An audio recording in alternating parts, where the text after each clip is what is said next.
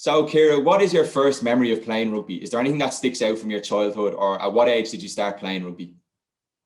Yeah, right. My first memory that sticks out for me was playing in the backyard with my sister Fiona. She was my first training buddy, and to this day I remember it vividly. We were playing out the back. We got in the back lawn. Dad always had rugby balls in the house, so literally we'd be in our element running out with the bag of balls and the cones and marking out at pitch. But it was sure it was just me and my sister, so we used to be, nearly killing each other in terms of constant contact. It was a tackle every time out the back, and that's my first vivid memory of playing rugby. And I loved it, loved every minute of it. So definitely was taking my sister in the backyard is the memory for me that sticks out the most. Okay, so your first memory is playing rugby in the back garden with your sister. Is there a first club that you played for, or at what age did you start, I suppose, playing like an organised version of the sport? Or, who was the first club that you played for? Yeah, I was really lucky. I started playing rugby at Castleisland RFC here in Kerry. Basically, at under 14s, they set up a team. Basically, all the pestering paid off, and we finally got a team set up. And so under 14s, my first time playing. So it's team rugby in a structured setting. And that was my first taste. I haven't looked back since. Loved every minute of it, and a lot of my friends from school played as well. So it was great. You got to play with your buddies after school. We'd walk up after school to training and train after. So it was just a great way of, I suppose, spending more time together as well, but also getting to play a bit of rugby. Brilliant, yeah. And then I suppose on from that as well, Ciara, you're saying there under 14s is the first time I suppose you played like a structured version of the sport. Was it a case where just in your locality there wasn't a team up until that age, or was it a thing where you weren't really interested until you actually you got to that age? What was the case there? There was no team, or was it you just kind of found an interest at that age? Yeah, there was my God, if there was a team, I'd been playing since I could walk, I'd say. But no, we had no team in the area in the club until that age. So then I got to play finally at 14. But if there was a team now, if there was a team when at younger ages, I would have been playing all along. And that's what you see now. Like you see girls playing from under sixes, under eights, and boys and girls playing. It's fantastic to see. And I think the more we see girls getting involved in sport at a young age like that, it's going to be just really help us going forward in terms of the feeder system. Yeah, definitely. I think that was actually going to be something I was about to ask you next as well. On the back of that question was, how much has it changed then? If you're saying, you didn't play organised rugby until under 14s, and then like you've just mentioned there, all of a sudden now you have, kids as young as 6, like girls and boys as young as 6 or 7 stepping into the sport. How much has it progressed, I suppose, since when you started playing? Oh, it has massively. Like now, I was really lucky. I went to school in Luca Wall for primary, and we were big into sports in school, and we had tag rugby coaches coming in. So I got to play tag rugby in school in primary. But nowadays you see girls and boys getting to play rugby at under sixes. I was actually down at Castleisland there a few months ago, and I just had a training day, and there was girls playing from under sixes all the way up to under 12s, and it was just fantastic to see that many people, that many players getting involved, and seeing that many volunteers as well, and kind of helping to develop the sport. I suppose foster that enjoyment, because at that age you want to have fun in what you're doing, you want to enjoy it, and like you could see down there they're having a ball, and I had a ball. Like I got involved in all the games as well, playing with them, and it was just fantastic to see. So it's definitely changed in that it's a lot more accessible now. It's in local clubs. You're not driving. Now, in some instances you are, but it's the reduced amounts. Whereas a lot of people, it's on their doorstep, and like if the sport is on your doorstep, it's so much easier to play it. Okay, brilliant. So we've touched on your first memory of playing rugby, and then we've touched on your first club as well. You were saying there, Ciara, you didn't start organised rugby until under 14s, that kind of age group. At what stage then did you make the step up to provincial level? Was that a thing where, did you go through secondary school then continuing to play rugby, or how did the provincial side of it come into play? Yeah, I actually started playing with provincial under 18s. So I played rugby at school up to under 16s. And then I went to college, and I played under 18s in Limerick. But actually, I never realised you could play provincial rugby at under 18s for ladies, for girls. And it wasn't until my friend Chloe Pierce she literally said, "Oh, are you going for trials?" And I was like, "Geez, I wouldn't get on that. I'd get that in a fit. Now I hope I'd make it." But she's like, "No, come down." So I went to CIT for trials at under 18s and made the team. And that was my first time at provincial rugby at underage. And then the following year, senior trials came up. I said I'd go for them, see how I went. Thankfully, I got it through the trial period, made the training squad, and I'll never forget. I got an email. I was in first year in college in Mary I, and I was studying like mad for exams, but and I couldn't study because we were getting an email for selection for our first Interpro game. And I remember that whole day, like the study went out the window because I was in the library, but like nothing was going in because I kept clicking refresh in my emails all day, waiting for an email. And I'll forget, an email came in anyway, and I jumped out of my seat in the library, like, she was meant to be pure quiet in the library, but I let out a shout. I was like, and I never looking at me, and I was like, oh God, but yeah. So I got an email that I made the squad for our first match in Ulster up in Belfast, and that was my first cap at Munster in 2012 up in Queen's University. Came on there in the second half, and it was class. Came on a flanker and just loved it. I got the taste of the red jersey, and I suppose didn't want to look back. Brilliant, yeah. And I think like you're saying there, like obviously you're sitting and you're refreshing the inbox, you're waiting for the email to come through. What's the feeling like? Because obviously you're delighted, you're the player yourself, so you're buzzing. What was it like then, I suppose, to you're ringing home? Did you text home to be like, listen, I'm after getting the call up, or like what was the excitement levels like for the rest of the family to know that you're after getting the first call up? Oh, they were chuffed. Like Dad and Mom were chuffed because like they've driven me the wit and bread of Munster for trials and training. So they were absolutely over the moon. I rang them straight away. Found a quite there was always like a quiet corridor, so I rang from there, and they were just delighted. And yeah, kind of went from there, and it kind of suppose I got to play at Munster then, thankfully, currently as well. So it's going well.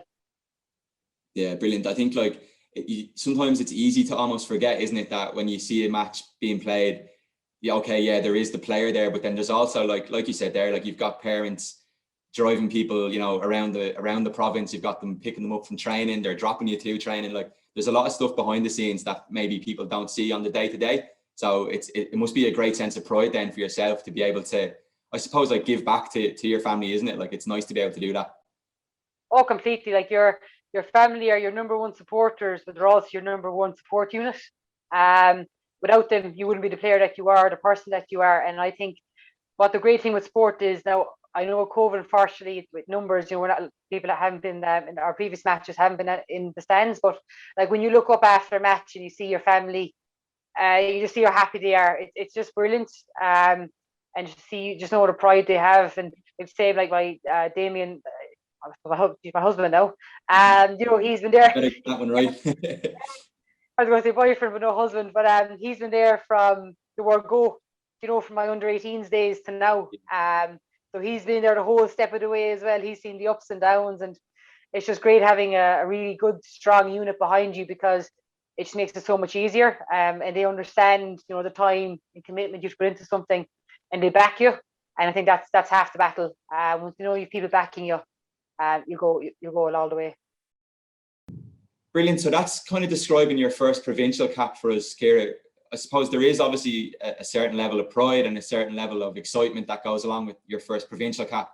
Can you take us through what it felt like then to go one step further and receive your first international cap? What was that like? Yeah, Ryan, that was absolutely fantastic. Not to sound cheesy, but it was an absolute childhood dream come true. When I was a young girl playing in the backyard, I made kind of two targets. It was playing the Red of Munster and the Green of Ireland, and to get a chance to run out in a green jersey was was fantastic. I remember it vividly. It was the 6th of February in 2016. It was up in Donnybrook. I came on like 21 minutes to go, but who's counting, I suppose, against Wales in Donnybrook, and just loved it. I remember I got my first involvement was a breakdown, and then it was like a duck to water, and it was just I can't to describe it. Like you still get chills. But you're told, okay, you're going on. You get the absolute, your belly nearly falls out of you because you're just so nervous, and the butterflies don't stop. and you kind of just get that adrenaline, the hair standing up in your arms, and you're just ready to go. And then it's kind of just like, I think I was after my first carry, I was like, yeah, this is for me. It's just that first involvement, that first breakdown, that first tackle. Okay, I can settle now. And then you settle, you just start playing. And there's something one person always said to me, they're like, just be you, just do what you always do. Don't try and be too fancy, don't be too safe.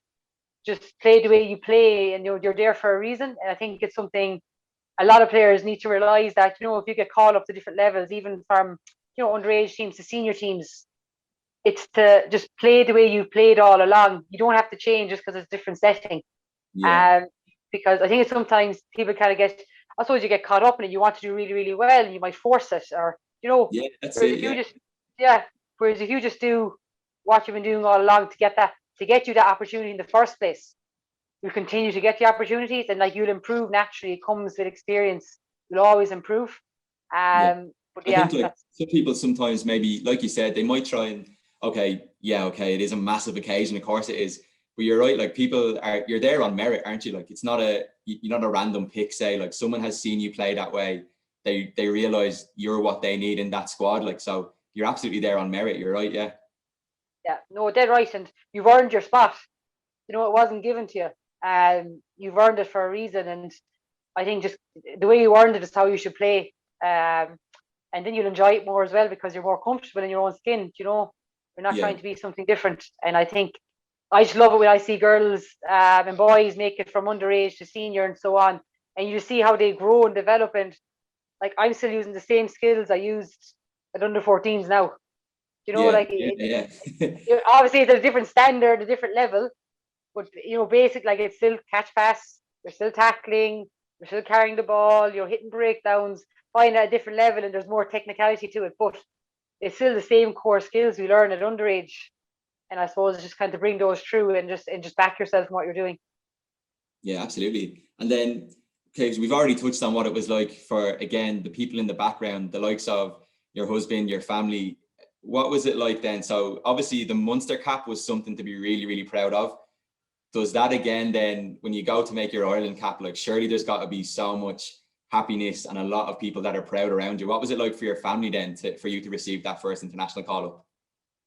Oh, they were over the moon. I remember my first cap. They were all there. Mom, Dad, Damien, everyone was up there waiting to see me after the game, and they were there to support me before I ran out. My sisters came up as well, and it was just brilliant. They were there as I was running out. They could obviously see I was a pure nervous. The face was pale, and they were just there, even just to see them kind of just settled me. I was like, right, I'm okay. It's just like a normal game.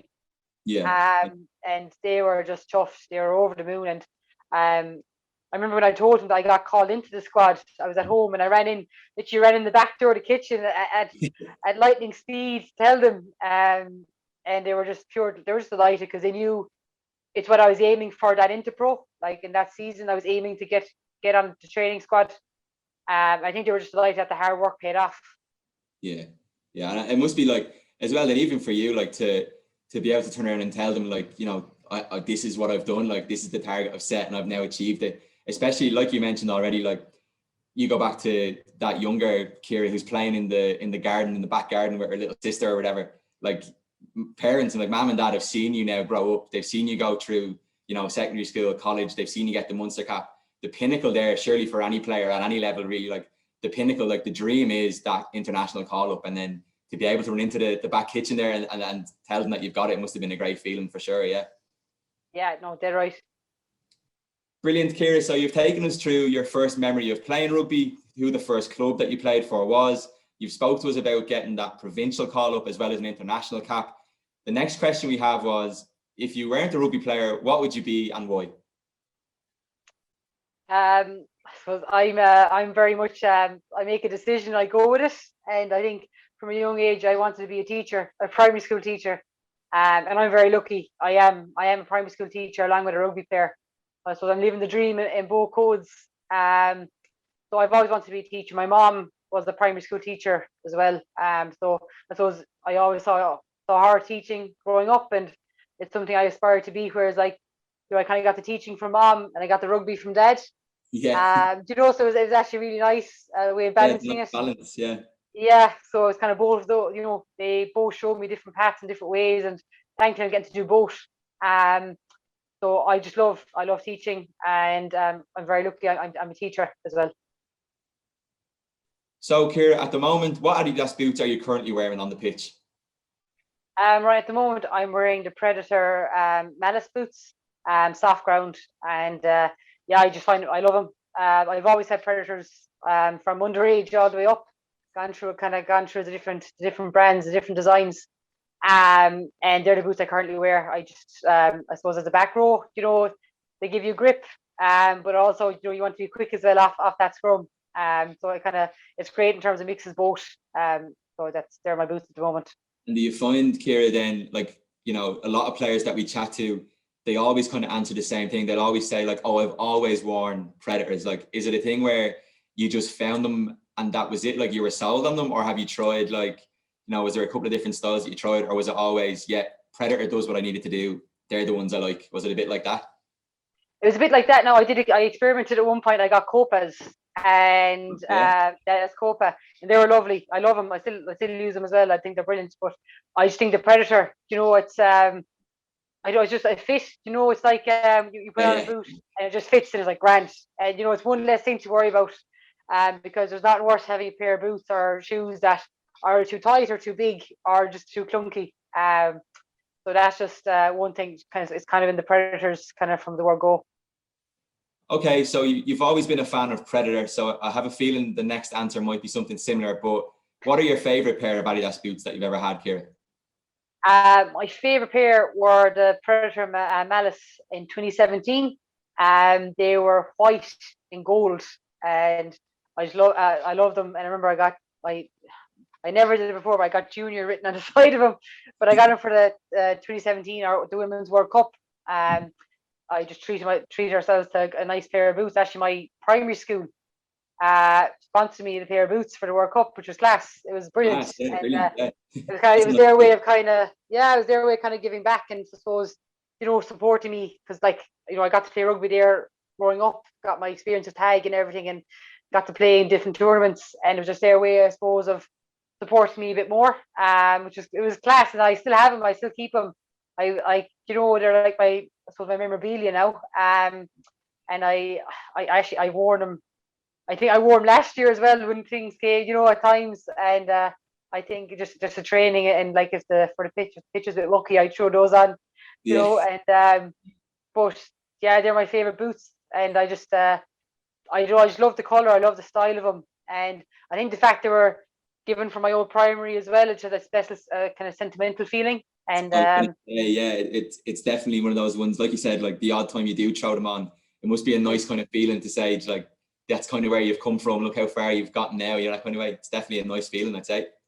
Yeah, no, you're spot on, and kind of nice to show, like, geez, in 2017, just the difference from there to now and things like that, and it's just cool to see.